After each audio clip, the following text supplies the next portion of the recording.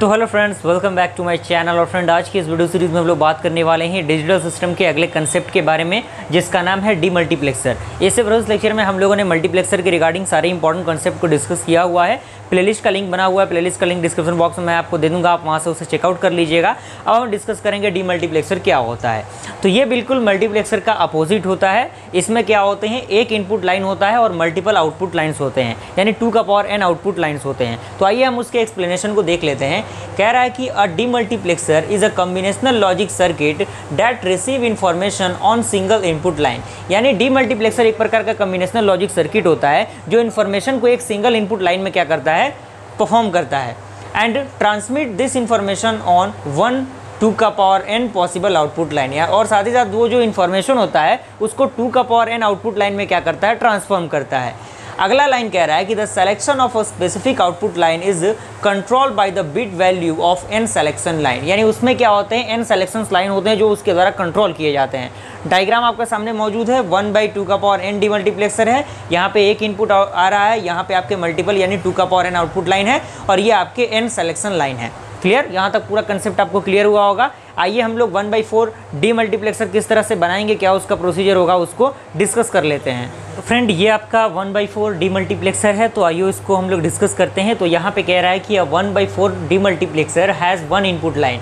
यानी इसमें क्या होगा, एक इनपुट लाइन होंगे और साथ ही साथ 4 आउटपुट लाइन्स होंगे, और इसमें 2 सेलेक्शंस लाइन के यूज़ किया जाएगा।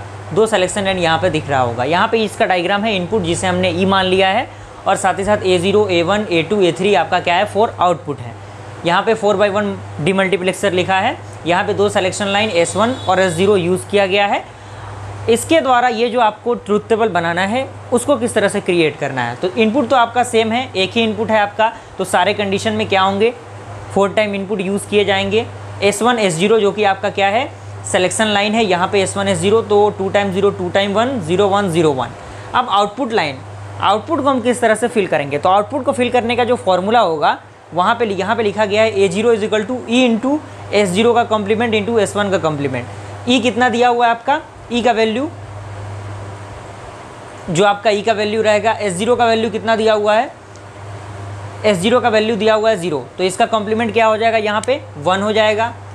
S1 का कॉम्प्लीमेंट क्या होगा, 1 हो जाएगा, और E है तो E एज इट इज़ रहेगा। तो क्या होगा, A0 is equal to E, तो यहाँ पे E लिखा गया है। सिमिलरली आप अप्लाई करेंगे A1 के लिए, यहाँ पे A2 के लिए, यहाँ पे आप थोड़ा सा इसको करेक्ट कर लीजिएगा, A2 के लिए और A3 के लिए। तो सारे कंडीशन में क्या आएगा, E ही आपका क्या आएगा, फाइनल आउटपुट आएगा। तो आप इसको देख लीजिएगा, फॉर्मूला आपके सामने लिखा हुआ है, आप इसको यूज़ करके ट्रुथ टेबल को ईजिली बना सकते हैं, कोई दिक्कत परेशानी आपको नहीं होगी। आइए हम लोग 1/4 डीमल्टीप्लेक्सर के प्रॉपर डायग्राम को देख लेते हैं कि किस तरह से डायग्राम का प्रोसीजर रहेगा।